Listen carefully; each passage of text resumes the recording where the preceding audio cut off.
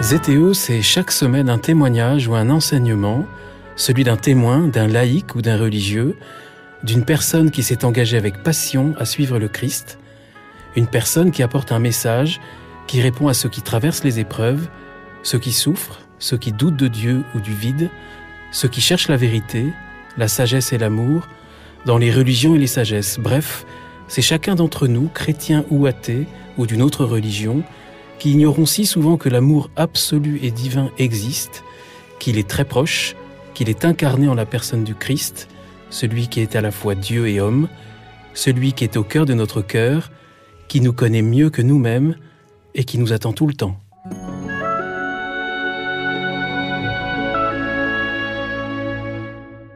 Bonjour chers auditeurs de ZTO, bienvenue pour un nouvel épisode. Je suis Guillaume Devoux et j'ai la joie aujourd'hui de vous proposer la rencontre avec une femme très inspirée. Une femme qui trouve dans sa foi, dans son amour de l'Église et dans sa lecture de la Bible, des nourritures qui, à notre tour, nous éclairent avec beaucoup d'intensité. Véronique Lévy, bonjour. Bonjour. Véronique Lévy, merci d'avoir accepté mon invitation. Véronique Lévy, vous êtes écrivain, vous écrivez des ouvrages littéraires et spirituels que l'on peut qualifier de mystiques. Vous avez écrit « Montre-moi ton visage » qui raconte votre conversion en 2015, « Adoration » en 2016, « Jésus-Christ ou les robots » en 2019, et là, fin 2021, vous sortez un nouveau livre, « Cœur de chair ». Il y a eu aussi d'autres œuvres, mais là, on parle plus de celle-ci parce qu'elles s'inscrivent dans votre parcours spirituel dont on aura l'occasion de parler pendant cette rencontre. Pour les auditeurs de ZTO qui ne vous connaissent pas, je pense qu'il n'y en a pas beaucoup, Véronique Lévy, on peut dire que vous avez un parcours personnel rare, qui tranche avec de nombreux invités de ZTO. Vous êtes issu d'une famille juive. Vous êtes la petite sœur de Bernard-Henri Lévy. Rien ne vous prédisposait à devenir une fervente chrétienne. Et pourtant, il y a une rencontre déjà, vous avez 3 ans, sur une plage d'Antibes avec une petite fille. Qu'est-ce qui s'est passé ? En fait, je pense qu'au contraire, curieusement, tout me prédisposait à l'être. Parce que, comme dit la Bible, nos noms sont déjà inscrits, en fait. De toute éternité, tu m'as aimé, dit un psaume, et je pense que nous existons déjà dans le projet de Dieu, bizarrement même avant notre naissance. Et peut-être, au fond, que j'ai été appelée à devenir chrétienne, puisque mon père, curieusement, a choisi comme prénom Véronique. Ma mère voulait m'appeler Barbara, bon, c'était pas mal aussi Barbara, parce que c'est la sainte patronne des pompiers, et j'aime beaucoup, c'est des héros aujourd'hui quand même. Et en fait, voilà, il a proposé Véronique, et Véronique, c'est quand même cette femme sur le chemin de croix qui brave les soldats, les grands prêtres et le peuple en furie pour essuyer la sainte face du Christ, baignée de larmes, de sang. Donc c'est une femme courageuse, c'est une femme qui fait fi de la peur, de l'opprobre, du jugement des autres, pour suivre son amour et pour suivre cet amour-là, qui est un amour qui est évidemment tourné vers l'absolu. Donc vous étiez sans doute prédisposé à rencontrer cette petite fille de 3 ans, mais votre réaction, la preuve, c'est que c'était pas du tout pour vous anodin, mais cette petite fille était peut-être pas anodine non plus. Non. C'est en fait, là encore, je m'appuie sur la parole d'un psaume, toi qui redis ta gloire par la bouche des enfants, des tout petits, vous savez. En fait, moi, celle qui m'a annoncé Jésus, celle qui pour moi a été une prophète, c'était une toute petite fille de 3 ans. On avait le même âge, qui s'appelait Coralie, qui avait des yeux couleur de violette et des cheveux comme de l'or fin, au bord d'une plage, dans une zone en fait d'Antibes, qui c'est vrai qu'Antibes, il y a une tradition des saintes femmes dont Sainte Marie-Madeleine qui a accosté en Provence, mais à cette époque-là, c'était plutôt une plage où il y avait des femmes en maillot de bain panthère, etc. Enfin, c'était pas tout à fait lourde. Et curieusement, cet enfant était là. Sa mère était catéchiste, je l'ai appris plus tard, et la petite Coralie m'a entraînée dans une petite crique un peu déserte, m'a montré l'horizon et m'a dit « Si tu crois pas en Jésus-Christ, les robots t'emporteront. » Et dans cette bouche d'enfant, moi je l'ai cru sur parole, et j'étais terrorisée.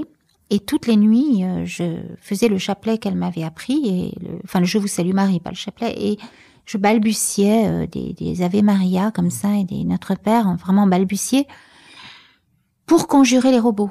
Et aujourd'hui, je suis émerveillée de voir que cet enfant était prophète, puisque nous sommes, hélas, dans ce combat eschatologique de la fin des temps entre les robots souverains qui voudraient l'être et le Christ et les enfants du Christ, qui sont les enfants de Marie, qui doivent absolument triompher de ce dragon dont les robots sont notre visage. C'est le titre d'un de vos livres.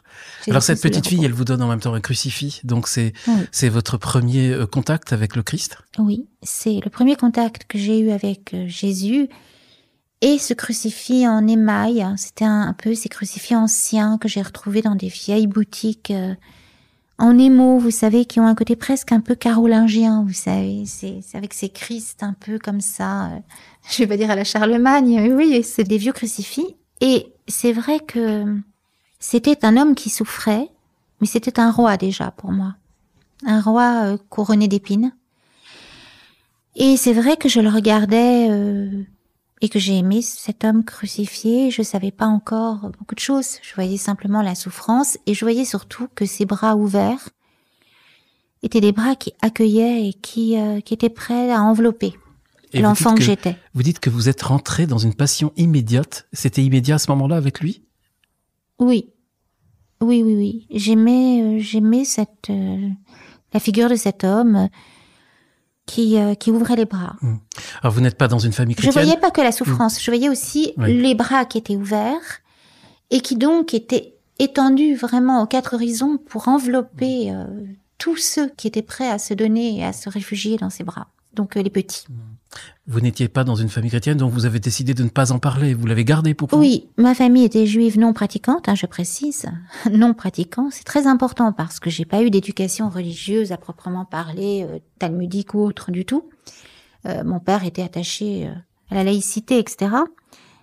Mais je cachais, je le cachais, je le cachais pas ostensiblement, mais je le cachais un peu quand même. Pour moi, c'était mon jardin secret. C'était mon jardin secret. Alors vous avez une enfance où vous dites que vous ressentez des manques affectifs et vous avez même des terreurs nocturnes quand vous êtes jeune adolescente? J'ai beaucoup de terreurs nocturnes, notamment par rapport à ces robots. La parole de cet enfant m'a marquée et je sentais des forces, effectivement, obscures, qui rôdaient. Et ce que la théologie catholique appelle tout simplement, puis dans d'autres religions d'ailleurs aussi, des démons. Et j'avais donc pris l'habitude de m'en prémunir en balbutiant ces Ave Maria. Et donc j'étais, une enfant un peu angoissée. Je vais pas rentrer dans les détails, mais il y a eu aussi un drame enfant avec un de mes frères, donc qui fait que j'étais un peu, peut-être, ma mère pouvait pas tant. Un frère qui avait eu un accident. Oui, voilà. Et qui a été sauvé d'ailleurs 2 fois de la mort.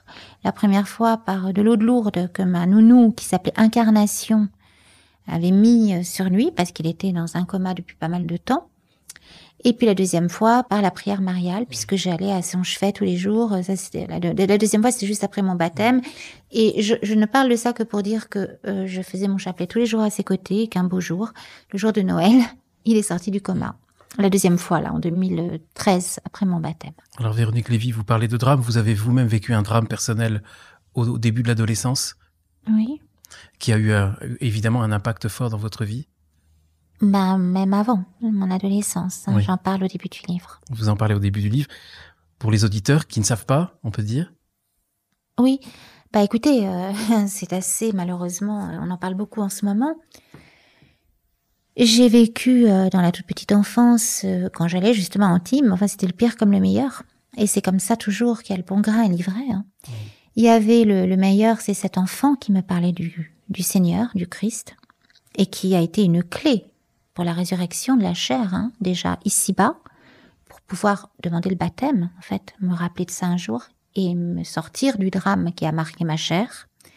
Parce que parallèlement à ça, à Antibes, il y avait un individu dont j'ai oublié les traits du visage d'une certaine manière, mais qui était sur cette plage et qui a... et j'ai vécu une intrusion. Une intrusion dont je parle dans le livre.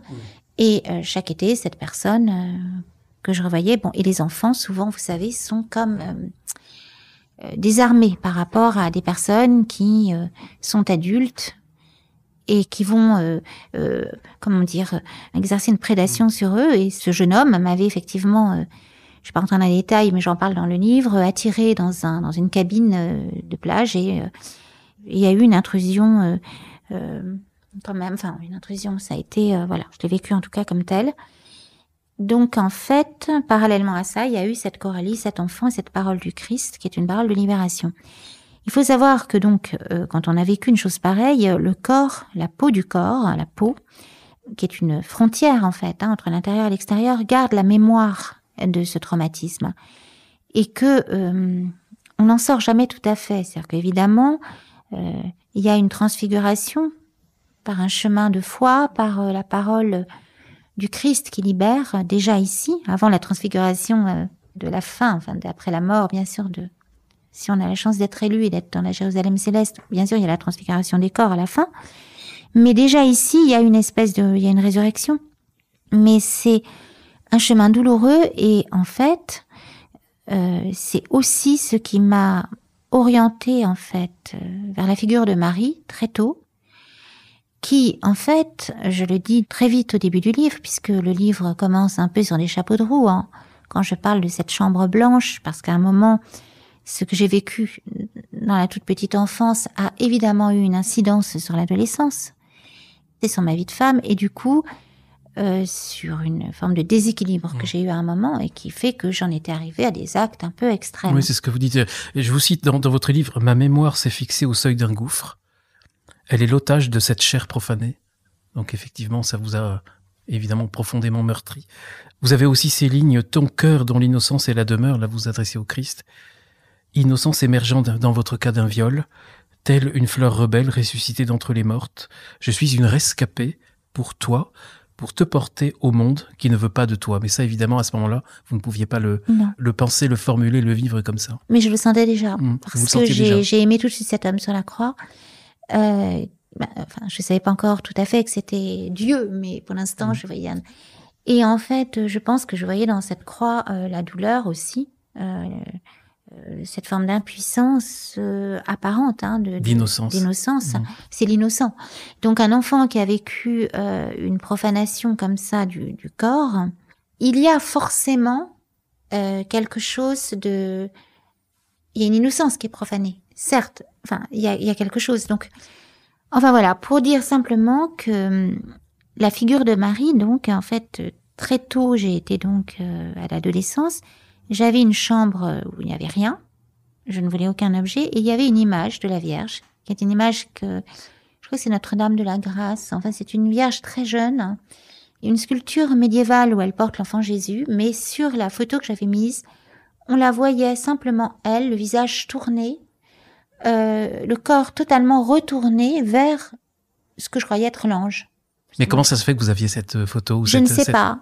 C'est le seul visage de femme que j'avais au-dessus de mon lit, dans cette chambre absolument glacée et blanche, qui terrorisait ma mère quand elle venait dans cette chambre. Elle avait peur. Elle me disait, mais tu n'as rien, tu n'as aucun, même pas de table, enfin...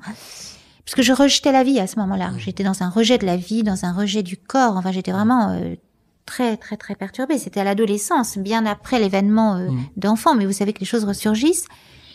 Et il y avait cette image, ce visage de la Vierge, toute jeune. Cette toute jeune maman. Et ce visage était simplement, me rassurait. C'était vraiment l'image de la féminité qui n'était pas profanée. De la féminité, justement, je pense qu'après je l'ai analysée, parce que sur le moment je me disais pas tout ça, mais de cette féminité telle qu'elle fut dans le projet de Dieu. Et telle qu'elle demeure toujours dans le projet de Dieu. On va en parler. Voilà. Et comme vous y avez fait allusion, vous avez vécu des années difficiles, des années, l'adolescence, la vie de jeune femme, des années un petit peu chaotiques, instables. Vous vivez dans la séduction, les amours éphémères. Oui, j'ai été très aimée, j'assumais ces relations, Oui, j'ai vécu, effectivement. Il y a un moment de votre vie, un nouveau contact avec le Christ, c'est le film de Zeffirelli. Oui, donc ce film a été projeté dans ce collège où j'avais été placée parce que j'avais une enfance difficile, et ça a été vraiment une piqûre de rappel. Vous dites que le Christ se manifeste parfois dans votre vie, il y a des rencontres, il y a des songes aussi, vous avez des songes très forts. Oui, c'était surtout avant ma conversion, et il y en a encore quelques-uns maintenant. Mais il y en a eu beaucoup avant ma conversion, et notamment ce songe dont je parle encore dans ce livre. J'en ai parlé dans mon premier livre, dans Montre-moi ton visage, qui est ce qu'on pourrait appeler un songe fondateur. Et je me souviens qu'à l'époque, j'avais rien pour le noter à mon réveil, et que je l'ai vraiment écrit avec un bâton de rouge à lèvres sur un papier de soie. Vous avez quel âge? J'avais 24-25 ans quand j'ai fait ce songe. Et c'est un songe qui est absolument incroyable, et j'en ai parlé dans Montre-moi ton visage. Mais je crois que dans le cœur de chair, ce songe se dévoile encore. Et dévoile un sens nouveau, en fait. Parce que c'est le genre de songe qui, au fur et à mesure de la vie et de la foi, vraiment ouvre des portes, en fait. Et donc ce songe, je vais le raconter, je l'ai déjà raconté, mais il est important. Dans ce songe commence où je suis sur une place d'un village, dans une ville qui semble être le Mexique, entourée d'hommes. Je suis recouverte d'un voile noir, d'un suaire noir, de la tête aux pieds, le visage donc complètement masqué. Tout est masqué. Et des hommes m'entourent. Et ils me lancent de l'un à l'autre, en riant, en se moquant. Et je sens que je suis en danger de mort et que je dois m'arracher à ce cercle. J'arrive à m'arracher, je cours, je m'effondre à bout de force. Et quand je lève les yeux, je vois une cathédrale. Les portes s'ouvrent. Je me précipite à l'intérieur, et dans cette cathédrale, j'entends les battements d'un cœur. Et cette cathédrale n'est plus tout à fait une cathédrale. C'est comme un corps, comme un ventre maternel, dans lequel bat un cœur. Et je me retrouve dans la situation d'un enfant dans le ventre de sa mère, qui entend le cœur de sa mère, en fait. Et c'est maintenant que je découvre ça, en fait. En écrivant ce livre, j'ai compris tout ça. Et dans mon rêve, je lève les yeux, donc je suis dans une cathédrale, dans le rêve, et je vois le Christ en croix gigantesque. Et la croix va jusqu'aux voûtes, quoi, jusqu'aux clés de voûte. Et il me dit que ton cœur de pierre devienne un cœur de chair. Et au moment où il me dit ça, ses bras se détachent de la croix, se mettent face à moi, comme des mitraillettes, vous savez, face à moi. Vous savez, comme dans les films, on entend Anjou, on voit les mitraillettes. Et dans mon rêve, je suis absolument terrorisée. Et de ces deux mains qui sont face à moi, sortent deux épées qui fusent à travers la nef et transpercent mon cœur. Et pendant tout ce moment où les épées sortent de ses mains, toujours les battements du cœur, qui s'amplifient de plus en plus. Et là, je me réveille dans un état d'amour, en fait, d'adoration. Voilà, c'est vraiment ça. C'est-à-dire qu'il y avait cette peur, mais qui n'était pas une peur, vous savez, de panique face à, qui était une peur qui ressemble en fait à la crainte dont il est question dans la première alliance. Quand les prophètes se couvrent le visage face à Dieu ou se prosternent face à lui, en fait, cette adoration mêlée de crainte devant quelque chose qui est infini, en fait, qui dépasse tellement l'homme. Voilà. Donc c'était ça. Et je me suis réveillée, voilà. Et aujourd'hui, pendant l'écriture de ce livre, j'ai compris que ce rêve, là encore, était prophétique, et que cette cathédrale dans laquelle je me suis réfugiée n'était pas une cathédrale de pierre, mais était simplement le corps spirituel du Christ, dont Marie est le cœur brûlant. Et d'ailleurs, ce rêve, ce premier songe, a été éclairé par un deuxième songe que j'ai fait vraiment juste avant la crise du Covid, on peut le dire. Très mystérieusement, ça s'est fait, je dirais, oui, en février 2020, quoi. C'est-à-dire vraiment juste avant, je crois. Et alors là, je vais le raconter, il est très très court. J'étais de nouveau dans une église. Mais c'était une église qui n'avait aucun mur, ni tableau, ni sculpture, ni sol, et dont le toit était un immense voile blanc. Et ce voile était comme une tente déployée, ou comme la voile d'un navire, on pourrait dire ça, mais c'était vraiment comme une tente déployée. Et dans mon rêve, je baignais dans une lumière, et je comprenais, je savais. Vous savez, dans les rêves, on sait que c'était le voile de la Vierge Marie, de la cathédrale de Chartres. C'était au-delà de la cathédrale de Chartres, j'étais sous le voile de Marie. Et dans ce rêve, j'étais, saisie, là encore, d'un amour incroyable, mais qui n'était pas du tout du même ordre que dans le premier rêve, qui était douceur incroyable, toute maternelle. Et j'étais comme un enfant, en fait, qui ne s'inquiète de rien, qui est dans la douceur et la paix et la lumière, et dans une forme de béatitude incroyable. J'étais sous le voile de Marie, quoi. Et il ne se passait rien, j'étais simplement là, dans cette lumière. Et quelque temps après, j'ai rêvé que je voulais communier. Je me mettais à genoux, dans la bouche, et que j'ai reçu une paire de claques, et qu'on m'a dit dans la main. Voilà, peu de temps après ce rêve, je le dis aussi. Et après est arrivé le Covid. Le Covid, avec l'injonction, voilà, il y a eu ils ont retiré l'eau bénite dans les églises, etc. Et là, je me suis dit, tiens, je me suis dit, ce rêve, il est pas venu pour rien. C'est que, en fait, la Vierge Marie, en plus, elle est décrétée mère de l'Église, quand même. Vous savez, beaucoup de gens se battent co-rédemptrice, mais co-rédemptrice ou mère de l'Église, finalement, moi, j'aimerais qu'elle soit... Enfin, c'est un combat théologique, je vais pas rentrer là-dedans, mais j'aimerais, pour moi, elle est co-rédemptrice. Mais être mère de l'Église, est-ce que ça n'est pas être co-rédemptrice, quelque part, puisque l'Église enfante des âmes pour la vie de la grâce et pour l'éternité. Donc, dans ce sens-là, l'Église accouche des âmes pour l'éternité, donc pour le salut. Hein. Et donc, si ce n'est l'Église, forcément, si Marie est mère de l'Église... On va en parler de Marie parce qu'elle elle est vraiment centrale pour vous. Ce qui est étonnant quand vous faites ce premier songe et que vous avez 24 ans à peu près, à ce moment-là, vous n'êtes pas converti. Et ce qui est beau, c'est que après ce songe, vous êtes envahi d'amour, vous n'êtes pas troublé.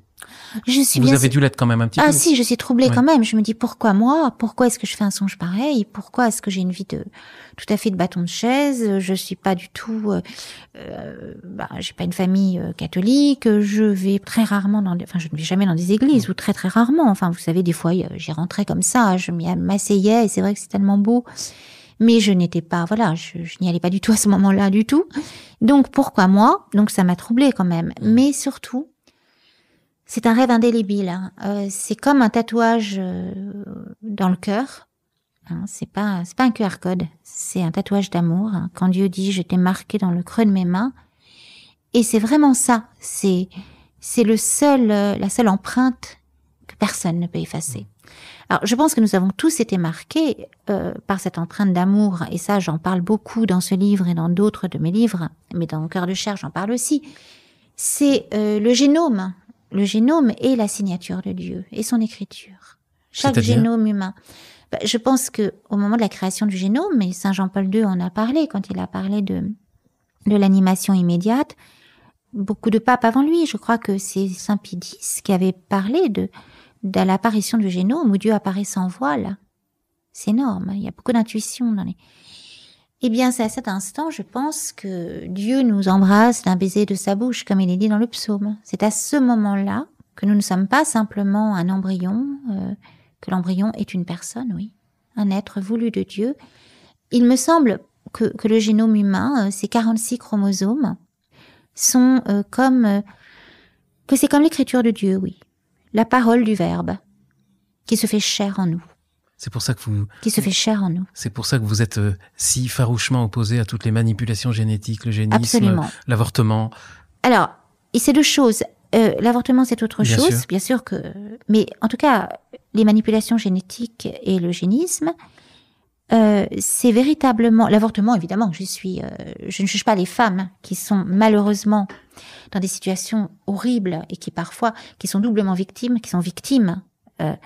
parfois d'un drame, et victime, en plus d'être amenées à éliminer une vie dans leur corps qui n'est pas leur corps, qui est un corps dans leur corps. Quand elles disent « mon corps m'appartient », certes, leur corps, on peut dire leur appartient à Dieu d'abord, mais leur appartient, mais le bébé n'est pas leur corps, c'est un corps dans leur corps. Mais les manipulations génétiques, c'est encore autre chose, c'est-à-dire qu'on veut fabriquer un humain qui ne serait pas à l'image de Dieu, mais à l'image de l'homme, mais d'un homme qui maîtriserait en fait la création, qui maîtriserait la génétique, le génome, et qui pourrait créer un homme sur mesure en bidouillant le génome. Et en fait, pour moi, c'est un homme créé à l'image, fabriqué, non pas créé, fabriqué à l'image de l'Antichrist.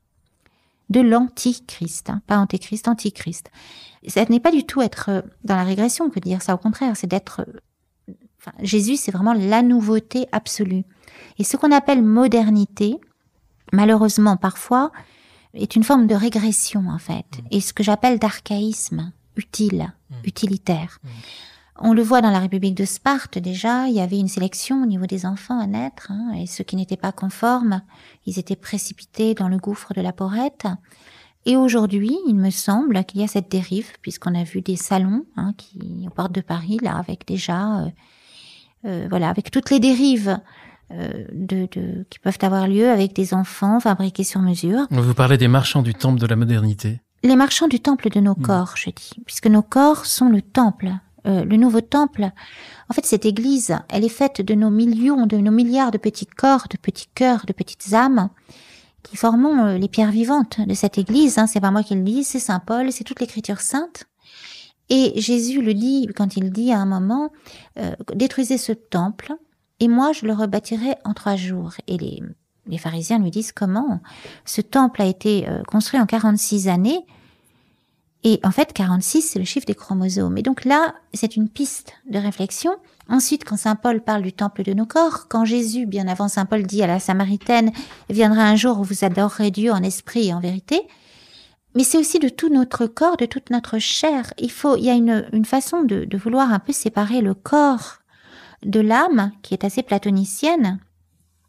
Et à l'époque du Christ, il y avait cette unité profonde entre le cœur, le corps et l'âme. Et d'ailleurs, l'âme informe le corps, en fait.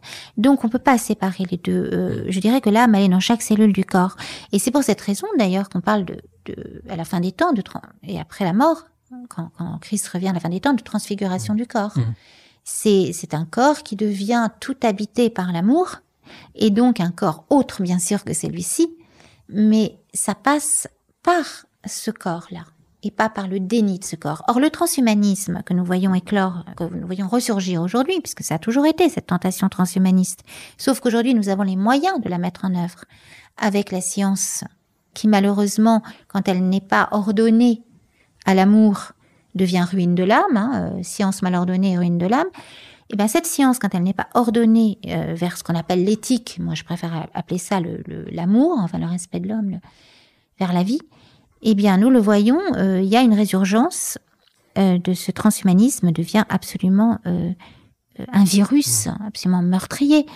Et on le voit aujourd'hui, puisqu'aujourd'hui on peut fabriquer des gamètes artificielles, donc on peut retourner aux cellules germinales. Vous prenez une cellule de peau et vous pouvez revenir aux cellules germinales et par là même revenir aux cellules, enfin recréer un spermatozoïde, une ovocyte, enfin etc. Et puis, on pourrait aujourd'hui fabriquer un bébé sans père ni mère, issu d'une cellule de peau d'un donneur lambda, et créer un enfant comme ça. Et ça, c'est terrifiant, parce que ça veut dire que cet enfant-là, il ne sera plus seulement le fruit de l'amour et de cette rencontre de l'altérité de l'homme et de la femme, qui est icône de l'alliance, enfin, qui n'est pas seulement une icône de l'alliance, qui est presque icône du don trinitaire, mais entre l'homme et la femme, et c'est ce que d'ailleurs Saint Jean-Paul II, ce qu'ont déjà senti beaucoup de pères de l'Église. Mais au-delà de ça, ça veut dire qu'on va créer un homme en laboratoire qui sera le jouet de nouveaux maîtres du jeu. Et qui seront ces maîtres du jeu? Que désirent-ils? Que veulent-ils? Pourquoi veulent-ils contrôler le génome humain? Pourquoi faire? En tout cas, vous ne manquez pas de mots dans votre livre pour être très sévère et inquiète par rapport à ces questions. Voilà, la vraie liberté, nous la recevons de Dieu et de cet amour. Et justement, cette vraie liberté, si vous voulez bien qu'on revienne, juste avant d'aborder plus en profondeur ce livre, votre parcours personnel qui vous a permis d'accéder à cette liberté en Dieu. Quand vous avez la vingtaine, vous êtes créatrice de bijoux, vous vivez dans l'univers de la mode et vous allez vivre une conversion. Là, je vais un petit peu vite. Oui, Ça s'est passé comment? C'est lié à Saint-Gervais, votre conversion? Ah oui. C'est un petit peu après, c'est après. Oui. J'ai effectivement rencontré dans un bar de nuit où j'allais à l'époque, qui était un lieu où je rencontrais des gens que j'aimais beaucoup, et j'ai rencontré C'était où? Oh, j'étais vers la Bastille. J'ai rencontré un jeune homme, enfin un homme, qui avait un visage d'icône et qui m'a abordé en me disant « Bonsoir, petite orpheline vampire ». Parce que j'étais très pâle et habillée en noir. Et donc, je m'en écoutais comme ça, Je faisais pas exprès vraiment, mais... Et il me dit, est-ce que tu étais un enfant mort-né sans baptême? Donc c'était un personnage un peu mystérieux, comme ça, un peu excentrique, un peu original. Mais cette phrase m'a énormément marquée. Tu étais une enfant mort-née sans baptême. Et est venue taper, cogner dans mes angoisses les plus profondes et a fait ressurgir, en fait, cette peur qui était chevillée, que j'avais en moi de la mort, qui était la peur de la mort parce que, justement, je m'étais toujours posé des questions et il y avait toujours en moi ce désir d'être baptisée. C'est-à-dire que, avant que je croise cet homme qui m'a dit ça, il m'arrivait après des sorties où j'avais dansé toute la nuit, où je m'étais bien amusée et j'entrais un petit peu à l'aube chez moi, je me souviens d'une fois où je pleurais en frottant la peau à l'alcool à 90, certainement parce que je revivais des choses de l'enfance dont j'ai parlé en début d'émission. Et je me disais à ce moment-là, je ne vais pas mourir sans baptême. Mais comment faire? À qui m'adresser? Où aller? Je n'ose pas aller dans une église, j'ai peur qu'on se moque de moi. Enfin, je ne savais pas où m'adresser. J'ai toujours eu un côté parfois un peu gauche. Et alors, comment ce jeune homme vous a... Eh bien, c'est ce garçon qui a été un déclic, qui rentre dans ce bar de nuit. C'était un type qui était très beau, qui avait un visage vraiment d'icône, comme ces visages de Fra Angelico, vous savez, ce peintre italien de Quattrocento, un visage vraiment des cheveux longs, des yeux étirés comme ça. Ça, je le raconte dans Montre-moi ton visage. Et il vient vers moi et cette phrase, et puis voilà. Et puis il y a eu une histoire d'amour entre lui et moi. Et je suis persuadée maintenant que, enfin, je l'ai senti tout de suite d'ailleurs, la première chose que j'ai vue en rentrant chez lui, c'était un crucifix au-dessus de sa porte, avec une branche un rameau, et il y avait une Vierge de Lourdes sur sa cheminée. Et en fait, c'est absurde, mais tout mon côté, toute mon enfance est revenu d'un coup avec Coralie à ce moment-là. C'est-à-dire que ce garçon aux cheveux longs, qui était quand même, pour certaines personnes, un peu inquiétant, moi, je vois une croix au-dessus de sa porte d'entrée, je vois une Vierge sur sa cheminée, et tout à coup, je me dis, je suis chez moi. Chez lui, je suis chez moi. Je suis dans ses bras, c'est là. Voilà, Et je suis tombée amoureuse de lui. Et effectivement, il me dit un jour, je vais t'emmener dans une église particulière, c'est l'église Saint-Gervais. On arrive un dimanche. L'église Saint-Gervais à Paris, derrière l'hôtel de ville. Voilà. Pour les auditeurs qui ne sont pas parisiens. Voilà, on arrive un dimanche, la messe venait de se terminer, mais il y avait encore les sœurs qui étaient là, comme une armée de colombes qui se levaient pour partir, comme des oiseaux blancs. Et à ce moment-là, la sœur Catherine, une des sœurs, vient vers lui, le salue, il me présente à elle, et elle me dit, est-ce que tu es baptisée? Et là, le cri du cœur, je lui dis, non, mais j'aimerais bien. Et là, elle me dit, mais écoute, viens au catéchuménat, etc. Et donc voilà, et peu de temps après, cette histoire se termine avec ce garçon, je suis en ruine, je passe très rapidement, et je me souviens de la proposition de cette sœur, et après une nuit blanche où je pleurais j'étais vraiment dans un état, j'étais vraiment dévastée, je me traîne jusqu'à l'église Saint-Gervais, au laude, vraiment dès l'ouverture de l'église, et là, j'erre dans l'église à la recherche de cette sœur Catherine que je ne vois pas. Et là, je croise le père Pierre-Marie Delfieux qui me demande qui je cherche. Je lui dis sœur Catherine. On va dans la sacristie. Je lui dis que j'aimerais être baptisée. Et voilà, tout se met en place. Lui, il était donc le fondateur de la communauté de Jérusalem. C'est le fondateur des fraternités monastiques de Jérusalem. Et là, il me dit, j'étais vraiment dévastée, donc je pleurais.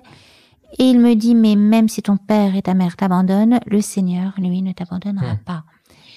Et on parle un peu de mes parents, je lui dis une phrase de mon père, et il me dit, mais ton père... Parce que mon père m'avait dit un jour, on ne crée rien par la haine, on ne crée que dans l'amour. Et là, Pierre-Marie me dit, eh bien, ton père était chrétien sans le savoir, avec cette phrase. Enfin voilà, c'était assez beau, parce que du coup, il y avait comme une bénédiction posthume. Baptême, conversion donc totale. Donc ensuite, voilà, j'ai fait le chemin de catéchuménat. Et là, ma vie a basculé. Moi qui n'arrivais pas à me concentrer ni à lire, j'avais eu à peine mon bac, faut le savoir. Enfin, c'est déjà bien, mais je n'étais pas capable de faire des études vraiment très... Et là, j'ai commencé à dévorer des livres, parce que on a envie de connaître celui qu'on aime. Et effectivement, le Christ étant devenu ma passion, Dieu étant ma passion, donc le Christ étant ma passion, je dévorais tous les livres, un peu comme les prophètes qui dévorent le rouleau, vous savez, la parole de Dieu qui est douce au palais, qui devient amère quand elle passe l'ésophage. Je dévorais tous ces livres sur le Christ. Rouleau, parole, écriture, vous êtes devenu écrivain. Voilà, et amère parce que, en fait, la parole de Dieu est claire. Et donc, elle est douce et elle est amère dans le sens qu'elle est comme une épée à double tranchant. D'où le rêve, quand les deux épées sortent de ses mains. Et donc, elle libère. Mais pour libérer, elle tranche aussi. Et elle éclaire des choses qu'on n'a pas forcément envie de voir. Et donc, il y a ce travail de vérité qui se fait. Et ce travail de vérité, c'est vraiment la phrase du Christ, la vérité vous rendra libre. Et dans cette vérité, il y a des moments où on traverse des périodes de turbulence qui sont douloureuses, mais qui sont aussi l'extraction du mensonge pour aller vers la libération, en fait, et vers l'amour. Et vous, votre libération et votre vocation, c'est à travers l'écriture? Oui, c'est à travers la prière, l'adoration et l'écriture. Et l'écriture. Et donc, on en vient, Véronique Lévy, si vous le voulez bien, à Cœur de chair, qui sort ces jours-ci. D'abord, je voulais vous poser la question, pourquoi ce titre, Cœur de chair, cœur écrit pas tout à fait comme on pourrait s'y attendre? C-H-O-E-U-R. Oui, alors j'aurais pu écrire ça comme un cœur qui bat, et je l'ai écrit comme un cœur, comme le cœur de l'Église. C'est-à-dire le cœur. Alors, on peut l'entendre comme le cœur, le chorus, les voix qui chantent, comme le cœur qui bat, mais aussi, et surtout, comme le cœur, on dit le cœur de l'Église. Donc, le cœur, le centre de l'Église. Donc, c'est une espèce de jeu de mots entre le cœur qui bat, le cœur de l'Église et le chant.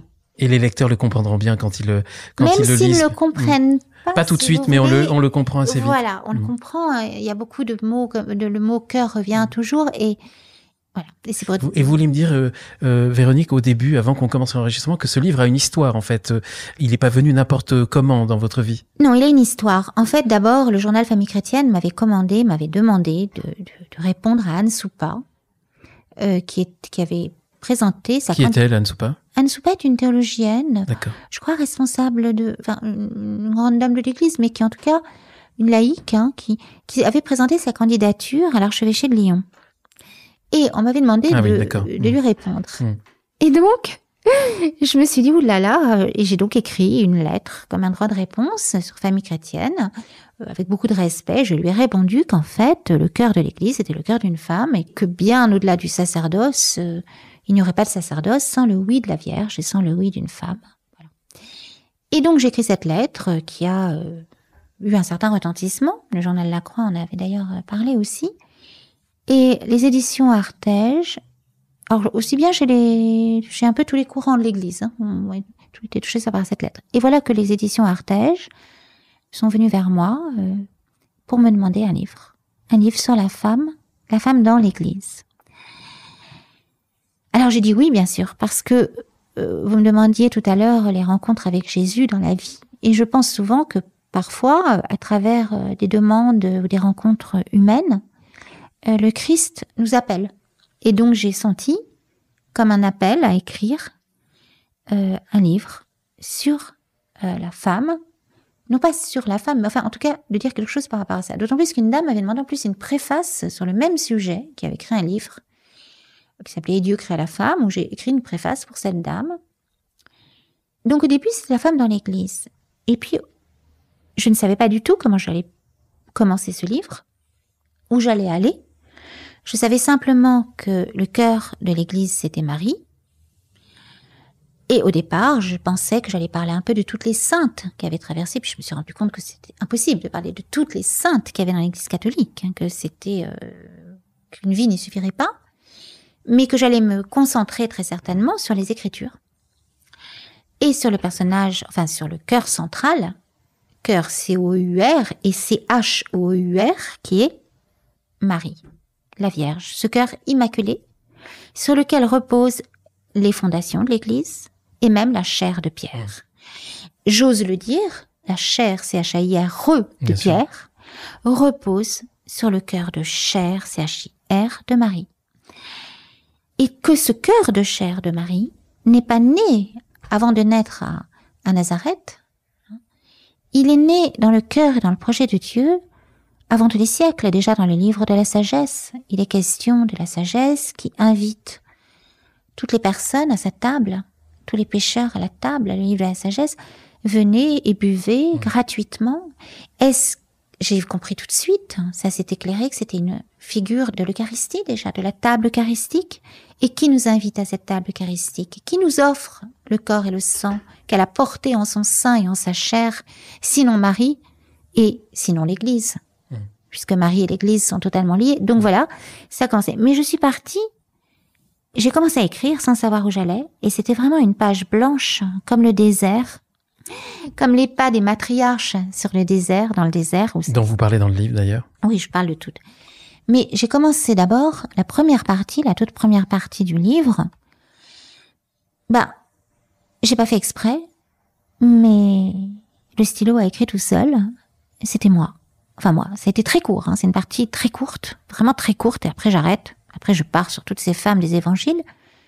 Mais ça part de cette blessure, de ce traumatisme, de cette mise à mort, on peut le dire, de l'enfant que j'ai été, qui est un sujet d'actualité, puisqu'aujourd'hui, malheureusement, il y a le scandale qui défigure le visage du Christ dans l'Église. Et du coup, je suis partie de ce traumatisme, de ce meurtre, j'ose le dire, pour parler de cet appel et de ce visage, de cette féminité en fait bafouée, blessée, par cet acte très violent que j'ai subi dans l'enfance et par cette société qui, sous prétexte de libération de la femme et de liberté de la femme, souvent les soumet de plus en plus à leurs dépens, à leur insu, en agitant toujours des discours, on dit toujours que l'enfer est pavé de bonnes intentions, en agitant toujours évidemment des discours humanistes, de libération, de liberté, etc. Le droit de la femme. Le droit de la femme, mais qui sont souvent des addictions, d'addiction en addiction. La femme, par exemple, je suis frappée de voir qu'aujourd'hui, beaucoup de femmes se cachent le visage avec ces masques, mais en revanche, les jupes sont de plus en plus courtes. Moi, ça me dérange pas, les mini-jupes. Quand elles ont des jolies jambes, c'est très joli, mais ce que je veux dire, c'est que on est dans une société où on cache le visage et où on va montrer des parties du corps qui sont, comment on veut dire, comme si on n'était plus avant tout un visage. La femme, c'est avant tout un visage. C'est ce qui m'a été dit dans ce livre. Parce que je l'ai pas écrit, ça m'a été dit. Et au fur et à mesure de l'écriture, une porte s'ouvrait l'une après l'autre, un pas l'un devant l'autre. Et ce livre a été un voyage extraordinaire parce que j'ai commencé à partir, comme je vous l'ai dit, de ce choc. Et puis je suis partie ensuite très vite de l'Éden. Parce que ce choc et l'Éden sont liés, puisque dans le jardin d'Éden, il y a aussi une rupture. Il y a une chute, qui n'est pas une chute au niveau moral, qui est une chute au niveau de l'amour, de l'exil. Et moi, ce que j'ai vécu dans ma chair, c'est un exil aussi, quelque part. Et cette alliance, en fait, elle n'est jamais rompue, c'est l'homme qui la rompt. Et donc, je suis partie de l'Éden avec Ève, les matriarches. Et ce que j'ai compris, c'est que Ève, dans le jardin, Adam est créé dans l'Éden, mais l'Éden n'est pas le jardin. Éden, c'est une atmosphère. Et le jardin est dans l'Éden. Qu'est-ce que l'Éden? Je me suis posé des questions. Je ne vais pas tout dévoiler. Les lecteurs vont le découvrir. Vous parlez de l'arbre de la connaissance aussi, et de ses racines. Bien sûr. Mais en tout cas, ce que je vois, c'est que la femme, autant Adam a été créé dans une zone, dans l'Éden, mais Ève a été créée dans le jardin. Donc, Dieu a créé un jardin comme un écrin autour de Marie. Et autant Adam est né de la terre, de la glaise, Adam, ça veut dire le glaiseux d'ailleurs, autant Ève est née de la chair et du sang. Et quand on dit de la côte, c'est du cœur d'Adam. Comme l'Église, évidemment, naîtra du cœur transpercé du Christ sur la croix. Créé pendant la torpeur d'Adam, ça vous en parlez aussi? Je parle bien évidemment de la torpeur d'Adam, qui est... Alors, Adam et Ève sont créés le 6e jour. Ève dans la torpeur d'Adam, qui précède le 7e jour, qui est le jour de la torpeur, la grande torpeur, qui est la torpeur où l'homme doit se reposer pour être en Dieu, vous voyez, le retour en Dieu. Donc la femme est née du cœur d'Adam et tout près du jour de Dieu, du 7e jour, dans ce jardin, de la chair et du sang, donc d'une matière beaucoup plus noble encore que la terre. Et donc j'ose affirmer, quelle est la merveille de Dieu, quel est le couronnement d'Adam, quel est le bijou de la création. Et, et qu'en fait, si Satan... Je l'ai déjà entendu à ce micro de Zétéo, donc... Ah bon? Oui, très bien, je ne savais pas. Et si le serpent s'adresse à elle, ça n'est pas du tout parce qu'elle serait plus faible, et que donc c'est plus facile de la voir, mais parce qu'au contraire, elle est ce bijou de la création, et que à travers Ève, Satan voit déjà Marie, voit déjà l'Église, voit déjà les enfants de l'Église, et voit déjà que c'est une femme qui portera le Verbe éternel, le Verbe incréé, parce que le Verbe était incréé. Or, Lucifer veut dire porteur, porteur de lumière. Et Lucifer aimerait porter la lumière, mais il ne la portera jamais comme Marie. Parce que Lucifer n'a pas de corps, il est un ange, et d'une, au départ, et parce que il ne peut pas aimer. Il est l'ange, même c'était un archange au départ, il portait la lumière, mais certainement comme un flambeau, ça je n'en sais rien, je ne peux pas avoir accès à cela, heureusement.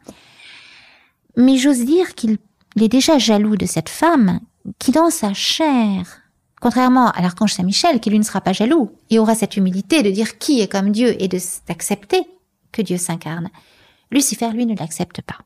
Et je parle à un moment de ça, il y a presque un discours, enfin un monologue de ce Lucifer qui est jaloux, qui aimerait pouvoir, mais qui ne peut pas porter.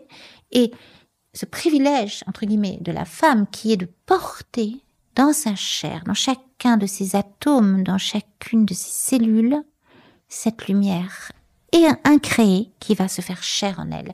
Cette parole que les prophètes ont appris, ont répété, ont redit, qui a été inscrite sur les tables de la loi et dont Isaïe et Jérémie nous disent qu'elle se fera chair dans un cœur, que ton cœur de pierre devienne un cœur de chair, nous dit Ézéchiel. Dieu dit par la bouche de Jérémie, un jour ma parole ne sera pas gravée dans la pierre mais dans ton cœur de chair. Eh bien ce cœur, c'est déjà Marie. Et ça je le dis.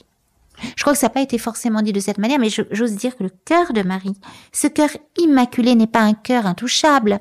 C'est un cœur qui, au contraire, s'est infiniment donné, jusqu'à être tout rempli de Dieu, et jusqu'à laisser cette parole qui était inscrite jusque-là dans la pierre et qui était comme lettre morte, enfin, j'exagère, mais qui était s'animer dans sa chair, et elle devient elle-même l'arche d'alliance, elle devient cette table de la loi, et c'est ça que Moïse a vu. Pour ça qu'il s'est couvert le visage d'un voile. C'est pour ça qu'il s'est déchaussé. Le buisson ardent, déjà les pères de l'Église l'avaient dit, d'ailleurs l'avaient vu, c'est une image déjà de Marie. De ce buisson ardent qui est Marie, là, le Verbe brûle en toi comme un feu. Chantons-nous à Saint-Gervais, l'église Saint-Gervais, c'est un chant de l'église d'Orient. Voilà. Votre livre regorge justement de textes de l'Ancien Testament et du Nouveau Testament. On a parlé des grandes figures féminines. Ce livre, en fait, il est flamboyant, ardent, passionné. Vous l'avez écrit, vous le dites à un moment, pour réveiller les tièdes, les sourds, les endormis, les engourdis. C'est ça ? Non, j'ai dû le dire à un moment dans un passage du livre, mais je l'ai pas écrit pour ça. Je l'ai écrit parce que, vous savez, j'ai eu cette commande et j'ai voulu remplir mon devoir. Je me suis dit, si on me demande ça, c'est que certainement, au-delà de l'éditeur, il y a un signe pour ces temps qui sont les derniers, qui sont chahutés, qui sont difficiles, et on était en pleine crise de confinement, etc. Il faut le dire aujourd'hui, le cœur de l'Église, c'est le cœur d'une femme et le cœur de Marie. Et ça doit donner une espérance formidable, et ça rejoint toutes les prédictions de Fatima de la Salette. Non pas que ça remplace, je ne suis pas en train de dire le pape et tout, enfin, la chair de pierre, elle ne remplace pas la chair de pierre. La chair de pierre est inscrite sur le cœur de chair. Voilà. Et ça veut dire que ça donne une espérance, parce que si tout s'écroule, si l'Église est prise dans des soubresauts, dans des zones de turbulence, nous savons que le socle est indestructible, puisque c'est le cœur immaculé de Marie. Et donc, ça rejoint la parole de Sainte Jeanne d'Arc. De quelle Église parlez-vous? De l'Église de la terre ou de l'Église du ciel? Mais l'Église de la terre est enveloppée par l'Église du ciel. Et donc, elle est indestructible. Pas forcément l'Église telle que nous la connaissons. Mais c'est peut-être pour ça que c'est pas pour réveiller les tièdes et les endormis. J'ai dû l'écrire à un moment. Parce qu'effectivement, je me souviens de ce passage dans le livre où, vous savez, quand on écrit, on est pris dans quelque chose. Mais la motivation profonde de ce livre, je pense, c'est d'avancer. On ne sait pas où on va, mais on sait simplement qu'on veut obéir à une parole qui nous appelle, et que c'est certainement pour être dans l'espérance, pour donner l'espérance et dire que moi-même j'ai douté, je vais vous dire la vérité. On n'a pas eu Pâques, ça a été terrible. Ça a été une fracture, ça a été une blessure énorme de ne pas avoir Pâques en 2020, je crois. C'était terrible, et je me suis sentie, comme beaucoup de chrétiens, dans un abandon colossal. Et il s'est trouvé des hommes d'église, des ecclésiastiques, pour mépriser cette soif, cette faim d'Eucharistie, bien évidemment pas tous, mais certains, ont parlé, je m'en souviens encore, de boulimie spirituelle. Mais enfin, non. Il y a des personnes qui prennent ça très au sérieux. La parole de Jésus, ceci est mon corps, ceci est mon sang. Si vous ne mangez pas ma chair et vous ne buvez pas mon sang, vous ne goûterez pas la vie éternelle. On prend ça très au sérieux, nous. On n'a pas forcément fait de grandes études de théologie, mais on prend ça très au sérieux. On croit Jésus quand il nous dit ça. Et donc, nous avions faim, nous avions soif. Certes, nous lisions la parole de Dieu. Certes, nous regardions les messes retransmises. Mais ça n'est pas l'incarnation, ça. Jésus, il n'est pas venu pour qu'on le regarde à travers un écran. Il est venu pour être touché, mangé, pris. Enfin, il lui-même touche les malades, met de la salive sur leurs yeux pour leur rendre la vue, se laisse caresser par les cheveux de Sainte Marie-Madeleine. Je parle beaucoup de Sainte Marie-Madeleine dans le livre. C'est un personnage aussi évidemment central. Je parle de l'hémorroïs aussi. Quand Jésus la touche pour la guérir, il lui dit pas « montre-moi ton QR code ». Il la touche. Il prend le risque de la toucher. Elle prend le risque de braver la foule, de se jeter à ses pieds, de toucher les pans de son manteau. Il y a beaucoup de... C'est très tactile, les évangiles. Et en fait, je pense simplement que ce livre aussi a été écrit parce que j'étais dans une période... Enfin, tout s'est très bien goupillé, en fait, quand cet éditeur, on peut le nommer, Loïc Mérian, m'a commandé ce livre. Il ne savait pas que chez moi ça avait ce retentissement-là, mais il y a eu le confinement, c'était pendant le confinement, et moi j'ai compris que l'écriture de ce livre, au-delà de sa demande à lui, c'était Dieu qui m'appelait à visiter toutes les Écritures, à faire ce chemin de comprendre que oui, parce que Marie est là, parce que ce rêve aussi qui m'a été donné où j'étais sous le voile de la Vierge, eh bien ce livre c'était ça, c'était une façon de dire aux gens, l'Église, ça n'est pas seulement, vous voyez, Notre-Dame a brûlé, malheureusement, mais l'autel avec la croix plantée dans le cœur de Marie, ce qui est resté de Notre-Dame avant tout, c'est la Pietà. Et donc la Pietà dont vous parlez dans le livre, cette image de Marie, la façon dont vous écrivez au sujet de Marie, elle est belle parce qu'elle permet justement de quitter cette image parfois un peu édulcorée ou desservie par peut-être des siècles de dévotion, peut-être parfois un petit peu aveugle. On connaît mal Marie en fait. Alors moi j'ai beaucoup de respect pour les siècles de dévotion parce que je pense que tout ce qui est tradition, comme par exemple les processions, certaines dévotions ont quelque chose de très enfantin je dis souvent que le peuple et la chair de l'Église et la chair de la France aussi. Il y a quelque chose de très enfantin, qui n'est pas une Église d'intellectuels, mais de gens qui ont besoin, encore une fois, de s'aider par des prières, où se mélangent peut-être beaucoup de choses, parfois des superstitions, peu importe, mais il y a quelque chose. Jésus lui aussi se laisse toucher, vous voyez, l'hémorroïs dont je parlais touche les franges de son manteau. Ça pourrait être vu comme quelque chose d'un peu superstitieux, parce qu'effectivement, c'est du matériel, et pourtant. Mais ce que j'ose dire, oui, effectivement, c'est que Marie, elle est la tradition. Dans le sens que la tradition, c'est quoi? Ça vient de traditere, enfin, transmettre, mais c'est bien plus que ça. La tradition, c'est pas quelque chose qui se conserve. C'est pas quelque chose qui se transmet seulement. C'est un enfantement. C'est un accouchement. Et je pense que l'Église est enfantée par la Vierge, qui enfante Jésus dans les âmes, dans l'Eucharistie. C'est ce que je voulais dire. Ça n'a pas toujours été dit comme Exactement. Ça. Évidemment, des Grignon de Montfort l'ont dit, oui. mais vous le dites, et c'est dit heureusement aujourd'hui de plus en plus souvent, au moment où heureusement les femmes sont appelées à avoir un rôle dans l'Église de plus en plus important. C'est pas complètement anodin le jour où nous nous retrouvons, Véronique, pour cette émission. C'est le jour où éclate le fameux rapport sur les scandales de pédophilie dans l'Église. Ça doit vous toucher, ça me touche. Et on a des chiffres là qui circulent. Alors on est en milieu de journée, mais ça a commencé à sortir, qui sont assez effarants. Alors je suis horrifiée. Moi, en plus, ça me touche d'autant plus que j'ai été victime enfant d'une personne comme ça qui était absolument pas dans l'Église. Moi, c'est l'Église qui m'a sauvée, au contraire, de cette profanation de mon corps par un acte. Voilà, moi, il n'y a pas eu... Enfin, c'est une forme de viol, c'est compliqué. Je ne vais pas rentrer dans les détails, mais j'en parle dans le livre. Il y a eu intrusion, oui. Donc, il y a eu cette profanation, et moi, c'est l'Église qui m'a sauvée, en fait. Cette Église qui, aujourd'hui, est montrée du doigt. Voilà. Pour les mêmes torts. Exactement. Alors, moi, je suis tombée que sur des prêtres exceptionnels. Et ce que je trouve terrible dans cette histoire de scandale, c'est qu'il ne faudrait pas que on jette le bébé avec l'eau du bain, comme on dit, et que les saints prêtres, il y en a, la majorité les prêtres sont des gens vraiment exceptionnels et qui font leur travail le mieux qu'ils peuvent, qui essayent de sauver les âmes et qui se battent et qui ont beaucoup de travail et qui ont parfois en charge de 5 paroisses à la campagne, eh bien, il faudrait pas que ça leur retombe dessus. Parce que, malheureusement, et ça, il est absolument scandaleux qu'il y ait des affaires de pédophilie dans une église qui est le corps du Christ, et ça doit être non seulement châtié, effectivement, par le droit canon, mais ça doit être émondé, l'église doit être émondée de ces personnages. Mais nous ne sommes pas dans une vengeance comme ça, voilà, ça ne ressuscitera pas l'hymen perdu de ses enfants. Ce qu'il faut, c'est vraiment que ce qui doit mourir, et que ne reste que le cœur ardent de cette église, qui est l'église des petits et des humbles. Et oui, les enfants doivent être protégés. Oui, les petits, les humbles, vous en parlez dans le livre. Voilà, tout le temps. L'église doit être servante des petits, des humbles, des cœurs purs, des miséricordieux.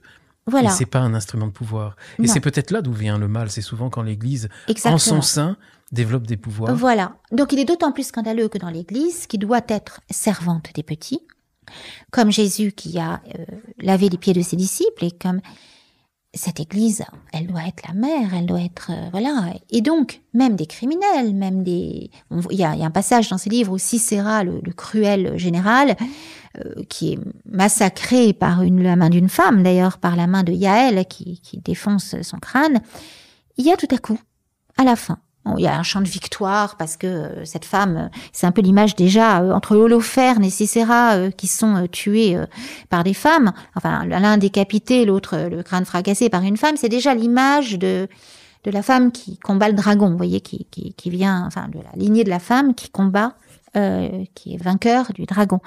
Mais, étrangement, ce livre se finit par une image qui a l'air comme ça totalement étrange, qui semble tomber du ciel, où on voit la mère de ce général, Sisera, qui s'appelle Sisera, le général, et on la voit à la fenêtre en train de filer un vêtement, une chemise, pour son fils qui ne revient pas. Et elle l'attend, et elle pleure en filant. Et on se demande pourquoi cette mère, alors qu'on voit des femmes guerrières qui ont triomphé du mal, et tout à coup, le livre, au lieu de se terminer sur cette victoire triomphante, se termine sur cette femme, cette mère, qui pleure le plus horrible des bonhommes. Parce que c'est la figure de l'Église. C'est la figure de la miséricorde. C'est la figure de l'Église qui veut sauver. Parce que nous sommes tous appelés. Beaucoup sont appelés, peu d'élus, oui, il y aura un jugement, bien sûr. Mais pour qu'on puisse passer la porte de ce jugement, l'Église veut un maximum convertir les cœurs. Et donc, cette mère qui attend ce dictateur atroce, c'est aussi l'Église qui attend les pires des dictateurs et des méchants pour convertir leur cœur et qui accueille, comme le père dans l'enfant prodigue. En tout cas, chez vous, il y a une chose dont vous ne doutez pas, c'est que le salut vient dans l'Église, par l'Église. Or, l'Église, en oui, mais quelque de quelle sorte, Église loin de salut, bien sûr, c'est une Église qui passe par la médiation de Marie. Sans Marie, en quelque sorte, le chemin, il est étroit et il passe par Marie. On remarque que beaucoup de ces crimes, même s'il y a des femmes, bien sûr, qui sont certainement perturbées, la plupart, ces crimes envers les enfants, ça a été fait par des hommes, quand même. Il y a chez l'homme, parfois, je ne sais pas, un problème avec le pouvoir, apparemment. Bon, je dis pas que ça ne touche pas les femmes, mais en tout cas, il ne faudrait pas rentrer là-dedans et tomber dans une forme de concurrence et de course au pouvoir, et tomber dans ce désir qu'on entend un peu partout de femmes qui voudraient être prêtres. Parce qu'on n'est pas dans une concurrence, on est dans l'altérité. Et je pense que ce qui doit être émondé va être émondé, qu'il y a des évêques et des gens qui vont tomber, des structures qui vont se transformer, peut-être qu'il y aura qu'il y aura une structure tout à fait nouvelle dans l'Église qu'on ne connaît pas. Mais ce sera l'Église des humbles et des petits, ça c'est sûr. Ça correspond à toutes les prédictions de Fatima, de la Salette, de Akita, où la Vierge pleure des larmes de sang, parce que ce sera l'Église des petits, des bras cassés, des humbles, et vous savez, du peuple aussi, des populations. Pourquoi pas des... C'est pour ça que j'ai bien aimé dans certaines manifestations des Gilets jaunes, il y avait un homme qui portait une croix comme ça. C'était assez étrange, et j'ai vu un signe très fort. Des populations en général, ces populations qui sont un peu brinque-ballées en ce moment. Mais ce que je vois, c'est que la prêtrise, ça n'est pas un pouvoir, c'est être un serviteur, c'est être un autre Christ. En fait, ce sont les sacrements n'ont pas été créés ni par les hommes ni par les femmes, c'était créé par Dieu. Et celle qui a porté l'incarnation du Verbe, enfin le Verbe en son sens, c'est Marie. Donc, c'est par Marie que ça passe, mais c'est pas Marie qui est prêtre. Marie met au monde des prêtres. Marie est donc mère du sacerdoce, et c'est infiniment plus fort et infiniment plus profond, parce que sans Marie, il n'y aurait pas d'incarnation, sans Marie, il n'y aurait pas d'Église, et sans Marie, il n'y aurait pas eu le prêtre éternel qui se serait incarné. Il serait resté dans les cieux, au cœur de la Trinité Sainte, puisqu'il a toujours été, il sera éternellement. Mais il a voulu s'incarner pour prendre avec lui l'humanité tout entière.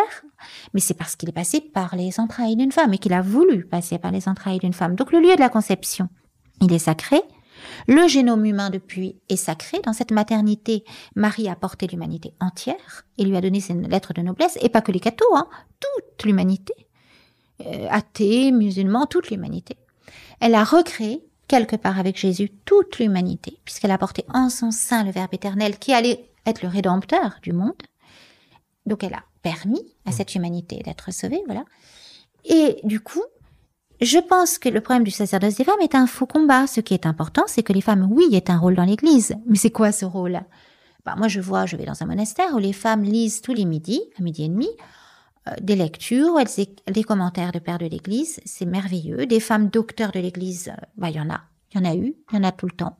Il y a la patronne de la France, la petite Thérèse, Sainte Élisabeth, toutes ces femmes Sainte Élisabeth de la Trinité. Nul doute qu'en tout cas, tout ce qui était en train de se passer va contribuer à donner à la femme un rôle plus important dans l'Église. Voilà. Malheureusement, le temps passe. Véronique Lévy, 2 petites questions juste avant qu'on se quitte.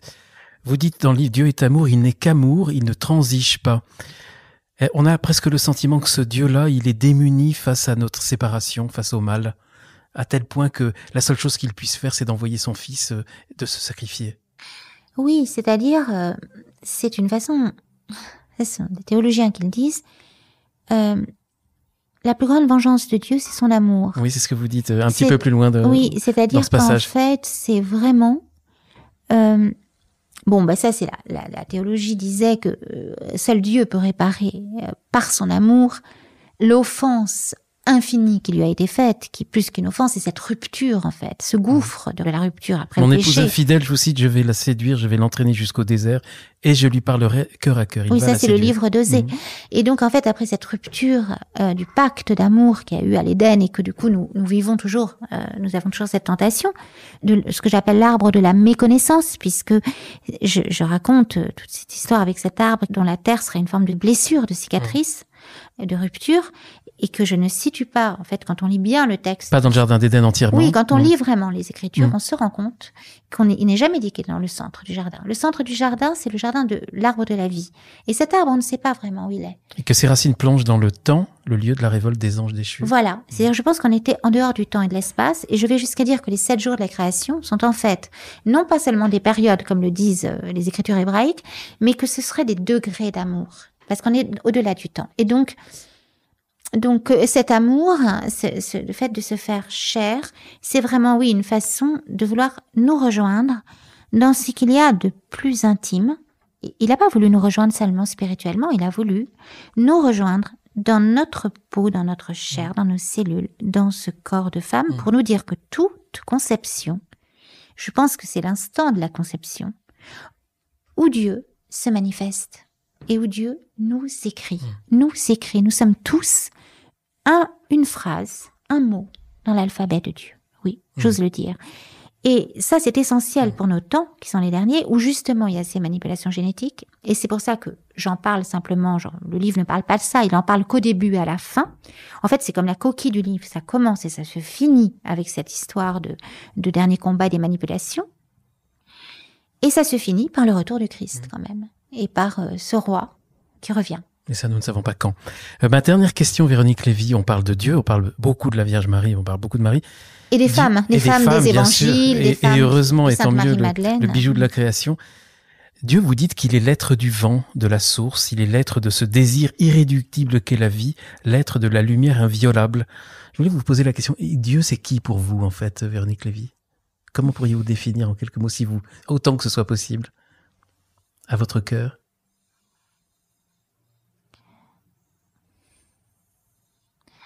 Votre silence est déjà beau. Voilà. Je ne peux pas définir Dieu. Je pense que je reprendrai la phrase telle qu'il s'est révélé à Moïse. je suis celui qui suis. Et d'ailleurs, dans mon livre, il y a un poème qui apparaît à certains moments, par petits bouts, parce que c'est pas du tout un poème, mais à un moment, il y a un petit poème. Et à la fin de ce poème, il y a une écriture en lettres sacrées, et c'est je suis celui qui suis, qui est la signature. Et à un moment, quand je parle du chapitre où il est question du Rédempteur, et de l'épouse et du Rédempteur, apparaît le nom Jésus. Et donc, en fait, pour moi, je reste très simple, c'est ce silence, parce que comment parler de Dieu? Je pourrais simplement dire qu'il est celui qui est avant tout, qui n'est jamais né. Il est de toute éternité. Je ne peux pas l'appréhender. Et je peux dire aussi Jésus. Si vous me demandez qui est Dieu, je dis, je suis celui qui suis. Et ensuite, je dis Jésus. Jésus. Ça veut dire Dieu sauve. Par cette incarnation, il veut nous sauver. Véronique Lévy, je tiens à vous remercier de tout cœur pour cette participation à cette émission Cœur de chair, qui sort aux éditions Artege. Il y aura le lien qui accompagnera le descriptif de cet épisode. Merci pour ces éclairages. Vous éclairez le rôle de Marie, le rôle de la femme, et en même temps une image, et c'est bien nécessaire aujourd'hui, de l'Église qui est, je dirais peut-être pas réconfortante, mais qui donne quand même l'espérance, l'optimisme. Vous êtes d'accord avec moi? Ah oui, je pense, moi je vous dis, c'est l'Église qui m'a sauvée. C'est cette Église qui met au monde, qui porte la parole. Et la liturgie, parce que c'est très beau, la belle liturgie, parce que c'est charnel aussi, une liturgie comme à Saint-Gervais, comme même certaines messes traditionnalistes. Mais cette église, en tout cas, cette église des pauvres, cette église au service des Saint-François d'Assise, c'est celle-là qu'on a envie d'aimer, donc c'était la fête hier. Saint-François d'Assise, qui avait vraiment épousé Dame Pauvreté, disait pourtant que rien n'était assez beau pour recouvrir l'autel. Et il voulait des linges d'autel magnifiques. Et il voulait une liturgie qui était riche, belle. Donc en fait, ça n'est pas antinomique. Je pense que plus les gens sont petits et humbles, plus ils ont envie d'une belle liturgie, parce que justement, c'est l'image de la gloire céleste. Un avant-goût, je dirais. C'est important, nous sommes des êtres incarnés et nous avons besoin de signes. Merci Véronique Lévy, merci chers auditeurs de ZTO, à bientôt pour un prochain épisode.